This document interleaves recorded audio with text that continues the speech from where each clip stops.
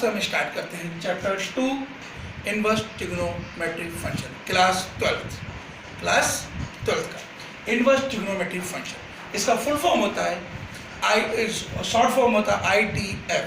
ऐसे फुल में पढ़ते हैं इनवर्स ट्रिग्नोमेट्रिक फंक्शन। तो अब इसे हम आधे तोड़ के हम पढ़ेंगे कि पहले एक्चुअली इनवर्स ट्रिग्नोमेट्रिक फंक्शन होता क्या है। तो सबसे पहले हम पढ़ रहे हैं इनवर्स। तो किसी फंक्शन को अगर हम इनवर्स में रिप्रेजेंट करते हैं तो f की पावर -1 से रिप्रेजेंट किया जाता है। और किसी फंक्शन को इनवर्स में प्रेजेंट करने के लिए हमें सबसे पहले उस फंक्शन में 1 ऑन टू प्रूफ करना पड़ता है। 1 ऑन टू प्रूफ करना पड़ता है। कैसे? अब ये ध्यान से देखें।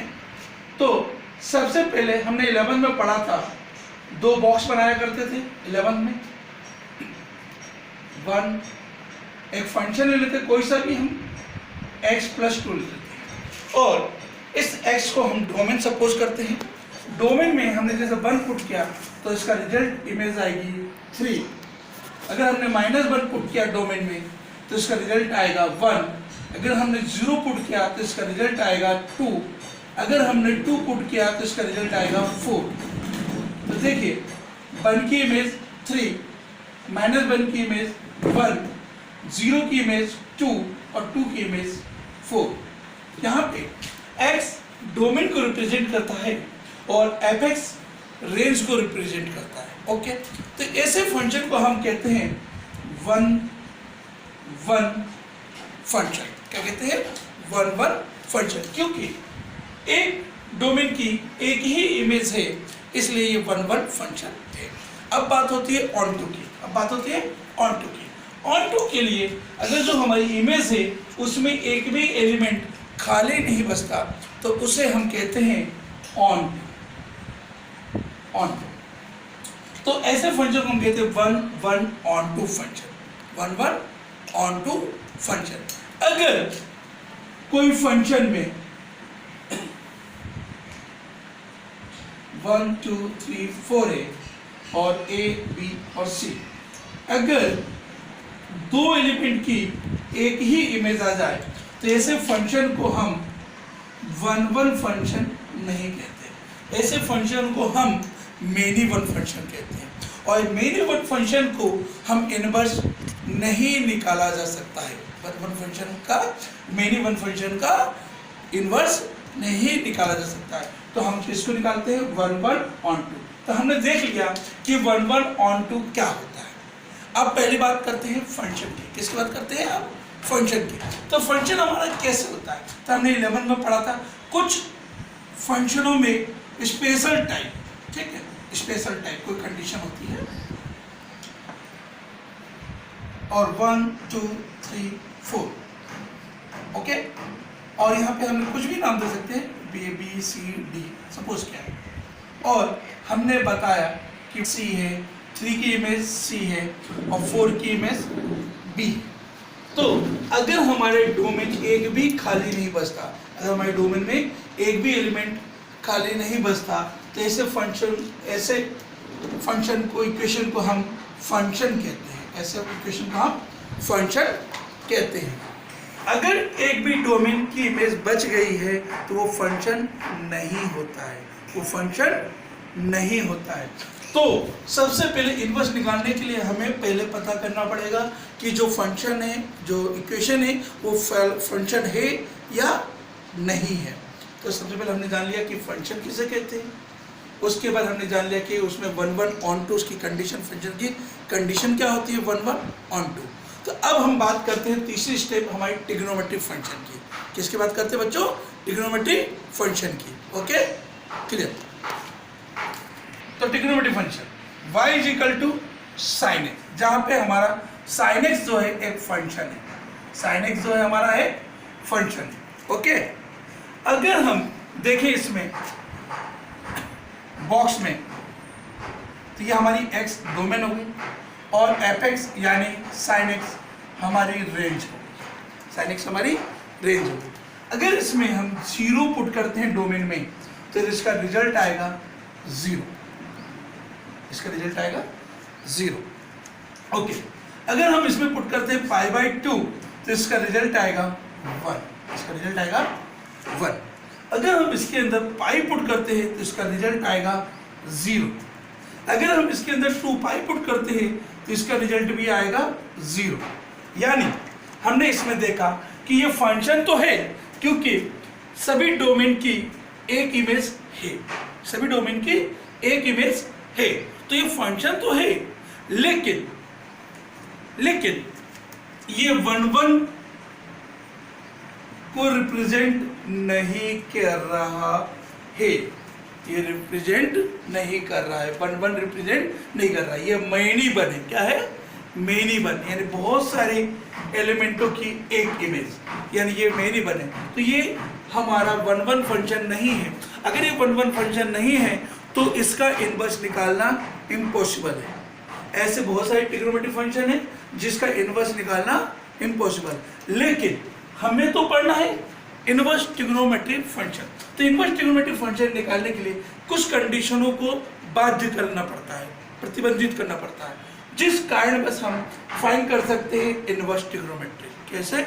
Inverse trigonometric function. Okay, sine x में आर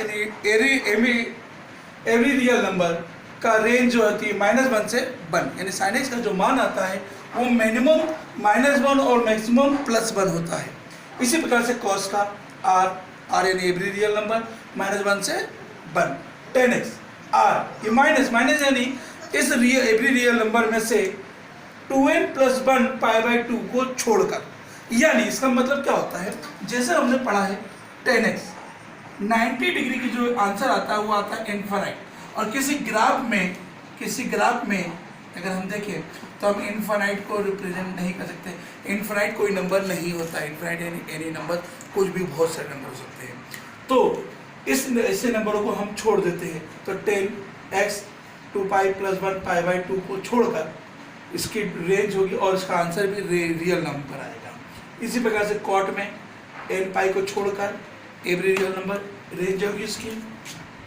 इसी प्रकार से सेक में और इसी प्रकार से कोसेक के, ये डोमेन आर डोमेन होता है और ये रेंज होती है। लेकिन अब हम बात करते हैं इसके ग्राफ की, जैसे कि हमने 11 में भी पढ़ा है, फंक्शन हमारा साइन एक्स है और इसका ग्राफ ये एक्स एक्सेस हो गया, ये हमारा वाई एक्सेस हो गया। इसका ग्राफ जो चलता है कुछ लगभग इस प्रकार से रिप्रेजेंट करता है।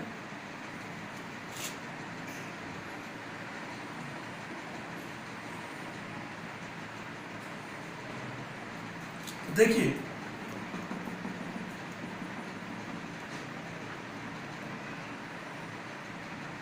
सपोज क्या है कि ये -1 +1 और यहाँ पे +1 नॉर्मली बनाया है अपने, -1 π/2 पाई 3π/2 2π -π/2 -1 -π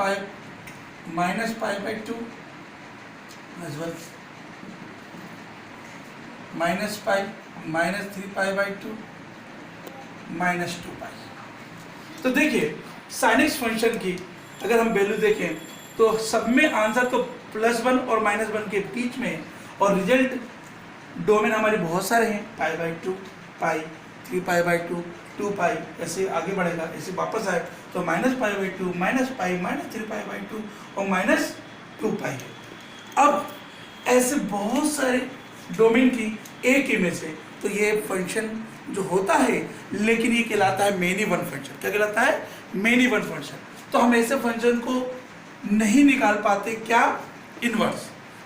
लेकिन हमें कुछ कंडीशन ऐसे आ जाती हैं, जैसे हमने पढ़ेंगे इंटीग्रेशन डिफरेंशिएशन इनमें, जहाँ पे हमें इनको करना सॉल्यूशन करना ही पड़ता है। उस कंडीशनों में इंटरनेशनल में हमें इसको बाधित कर दिया जाता है, प्रतिबंधित कर दिया जाता है कि हम इसका रिजल्ट -π/2 से लेके +π/2 के बीच में निकालें।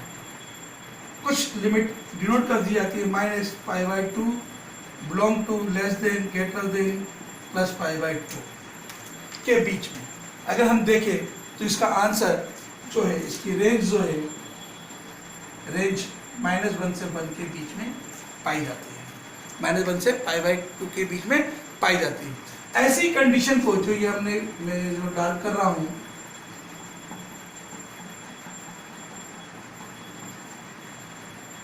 इसी वैल्यूज को हम कहते हैं प्रिंसिपल वैल्यू, इसी वैल्यू को हम कहते हैं प्रिंसिपल वैल्यू, और ये sin x की प्रिंसिपल वैल्यू है, sin x की प्रिंसिपल वैल्यू है।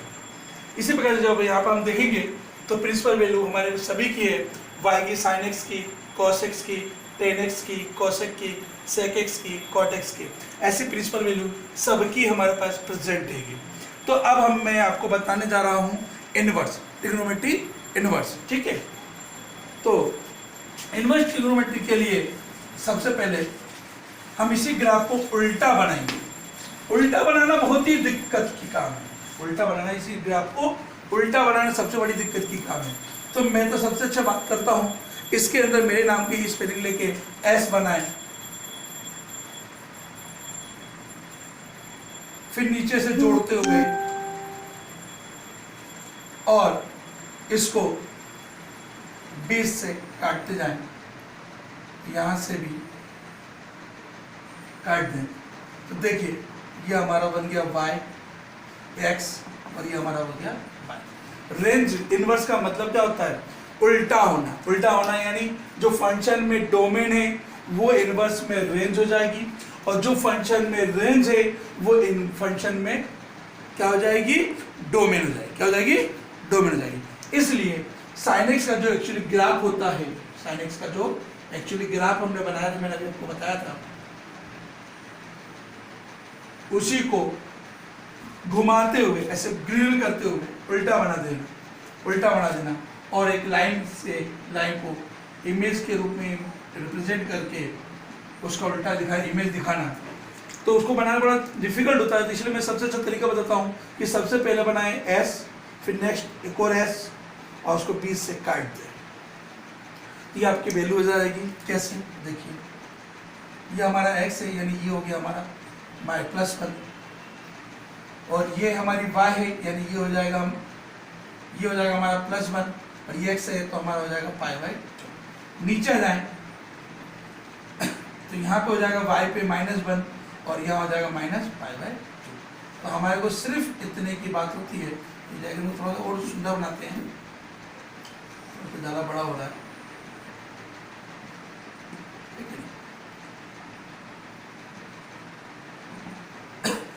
तो जो इसका इमेज होती है, इनवर्स होती है, उसे देखें तो ये कहलाती है इनवर्स की y = sin x की। ये हो गई हमारे पास डोमेन, रेंज -π/2, ये रेंज हो गई, प्रिंसिपल वैल्यू से रेंज कहते हैं।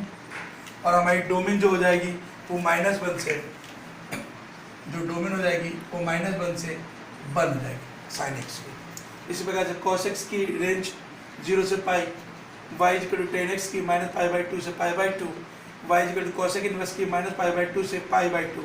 जीरो को नहीं लिया जाता है, जीरो को नहीं लिया जाता। इसका कारण भी होता है, सबका एक रिजल्ट होता है, ठीक है। ऐसे ही ग्राफ साई का, कॉस का, टेन का, कोसेक का, सेक का, कॉट का, सबका बनता है। आगे के नेक्स्ट वीडियो में मैं आपको सबके ग्राफ एक एक करके बताऊंगा। अभी आज हम कल जो पढ़ेंगे चैप्टर 2.1 एक्सरसाइज 2.1 पढ़ेंगे, जिसमें हम प्रिंसिपल वैल्यू निकालना आपको बताऊंगा। Okay, thank you.